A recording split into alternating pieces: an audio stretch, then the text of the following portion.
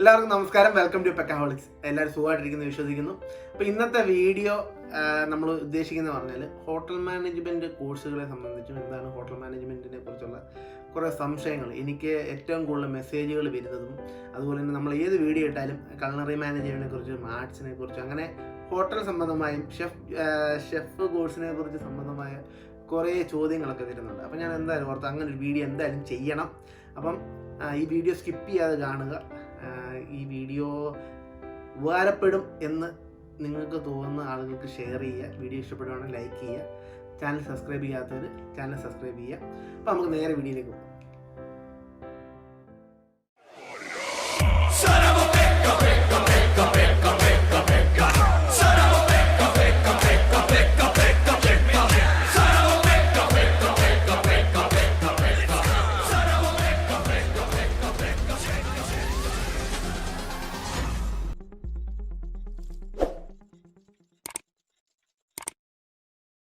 അപ്പം hotel management കോഴ്സുകളെ കുറിച്ച് പറഞ്ഞു തുടങ്ങുകയാണെങ്കിൽ നമുക്ക് ഡിപ്ലോമ കോഴ്സുകളുണ്ട്, ഡിഗ്രി കോഴ്സുകളുണ്ട്, 3 ഇയർ ഡിഗ്രി കോഴ്സുകൾ കാര്യങ്ങളൊക്കെ ഉണ്ട്. ഡിപ്ലോമ കോഴ്സുകൾ 10th കഴിഞ്ഞ് +2 കഴിഞ്ഞൊക്കെ ചെയ്യാവുന്നതാണ്.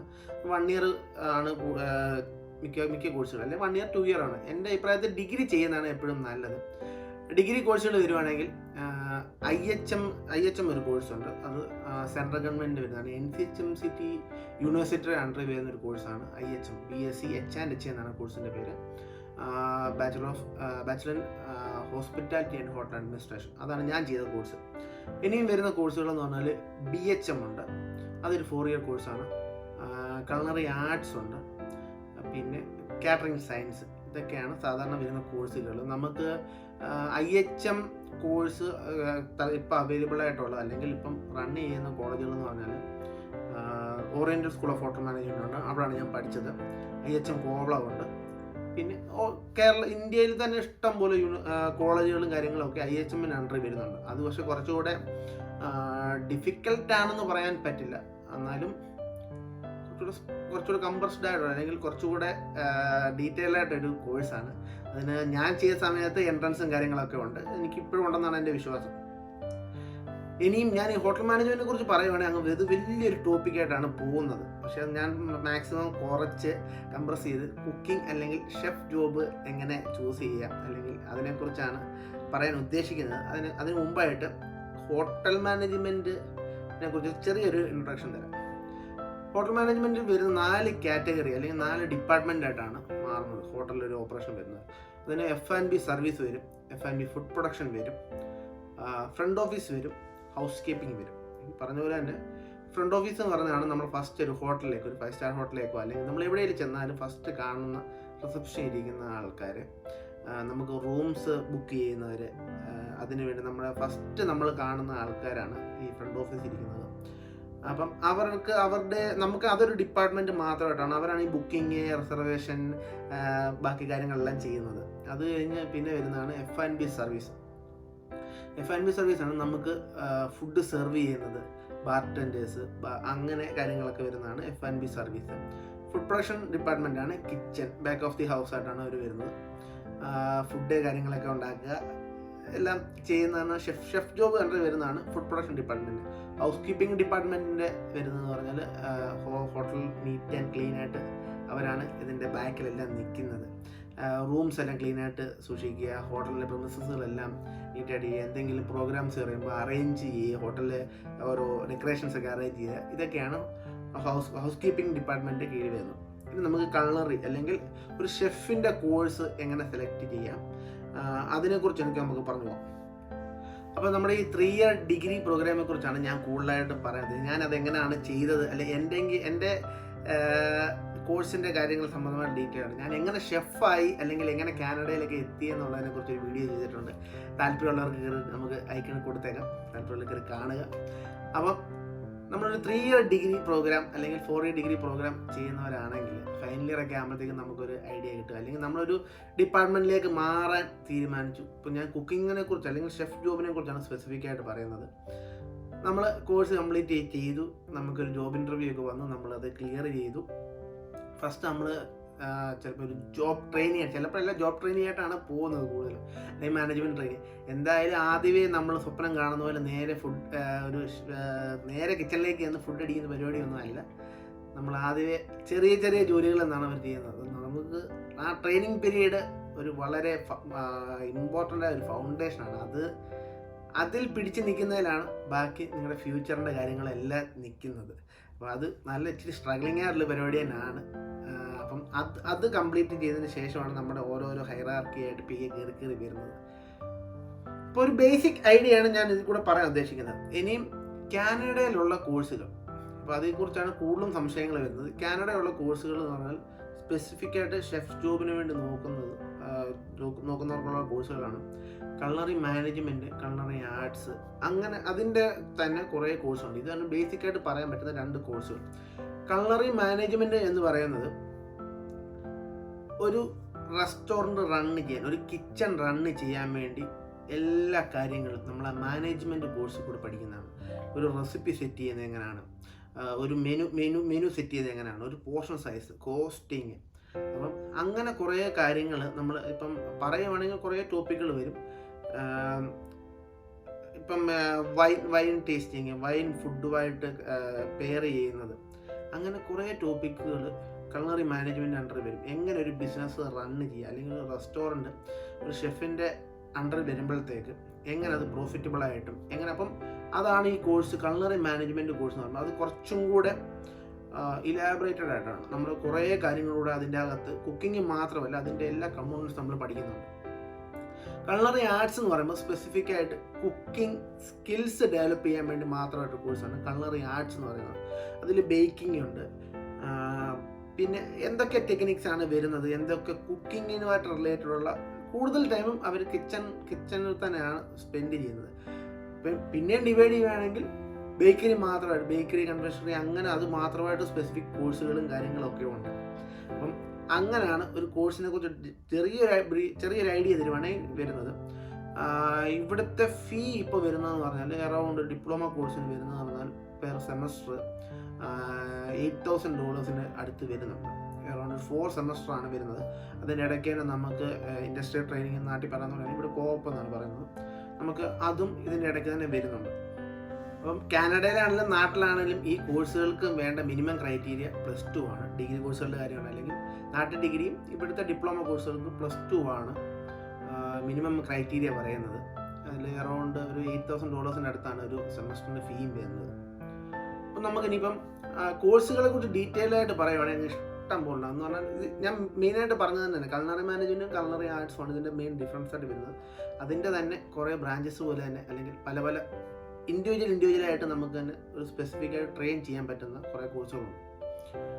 ഇനിയിപ്പം പറയുകയാണെങ്കിൽ ഇതിൻ്റെ ജോലി സാധ്യതകൾ, ഹോട്ടൽ മാനേജ്മെൻറ്റ് പഠിച്ചുകൊണ്ടുള്ള ജോലി സാധ്യതകളും അല്ലെങ്കിൽ ഇവിടെയൊക്കെ വർക്ക് ചെയ്യാമെന്നാണ്. ക്രൂസുകളിൽ വർക്ക് ചെയ്യാം, 5 star hotels, restaurants, food related ആയിട്ടുള്ള ഏതൊരു ഇൻഡസ്ട്രിയിലും നമുക്ക് ഈ ഒരു കോഴ്സിൻ്റെ ഇതുകൊണ്ട് വർക്ക് ചെയ്യാൻ പറ്റുന്നതാണ്.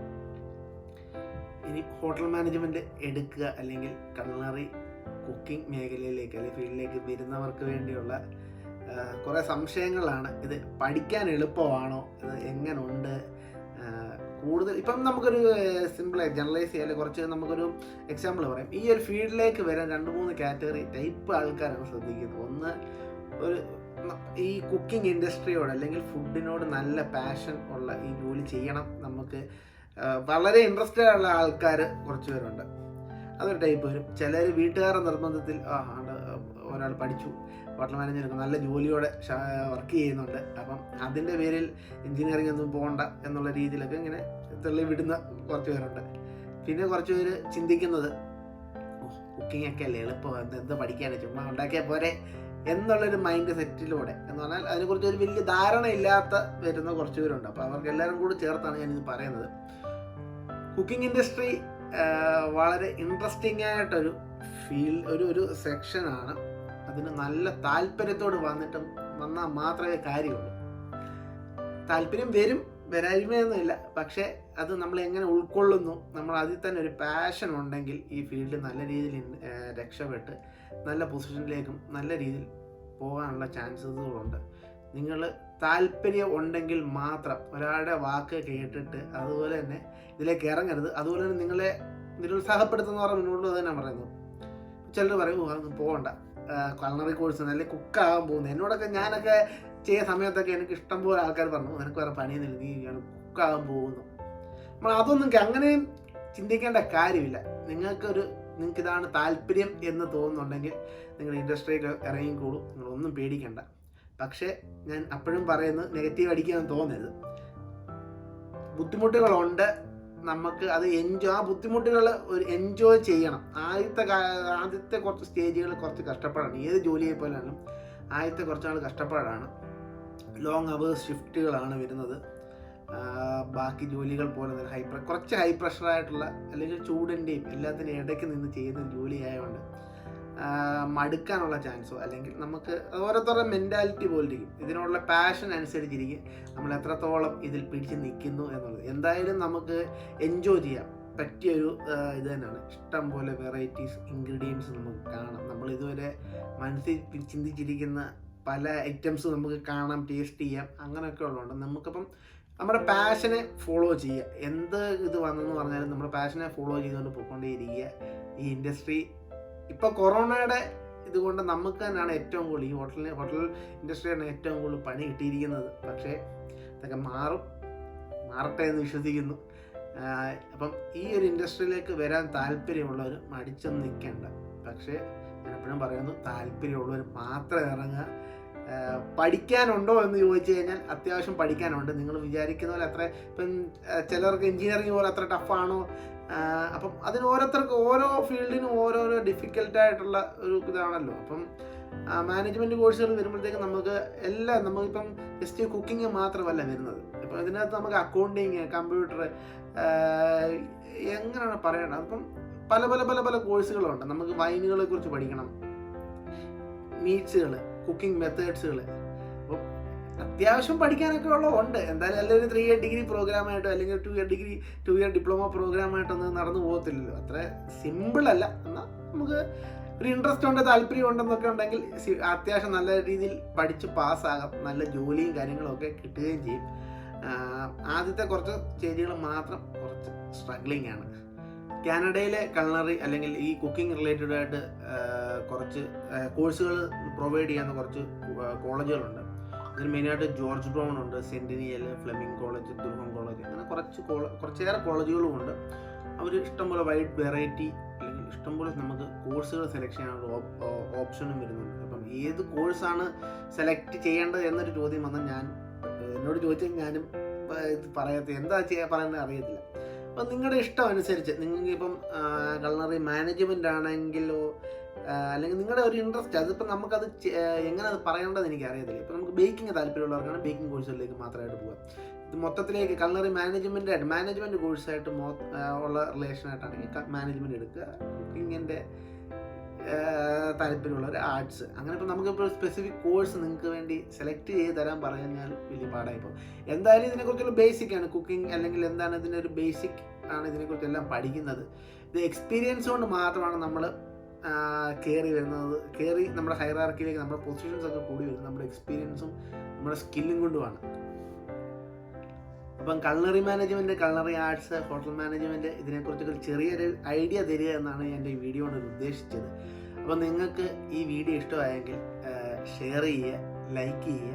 അതുപോലെ തന്നെ ആർക്കെങ്കിലും ഈ ഒരു ഫീൽഡുമായിട്ട് സംശയങ്ങളുണ്ടെങ്കിൽ എന്നെ കോൺടാക്റ്റ് ചെയ്യാം. നമ്മുടെ പേജ് Pekkaholics എന്ന് നമുക്ക് ഇൻസ്റ്റാഗ്രാം പേജുണ്ട്, അതിൽ മെസ്സേജ് അയയ്ക്കുക. അറിയാവുന്ന കാര്യങ്ങളാണെങ്കിൽ ഞാൻ നിങ്ങൾക്ക് റിപ്ലൈ തരും. അതുപോലെ തന്നെ ചാനൽ സബ്സ്ക്രൈബ് ചെയ്യാത്തവർ ചാനൽ സബ്സ്ക്രൈബ് ചെയ്യുക. അടുത്തൊരു വീഡിയോ ആയിട്ട്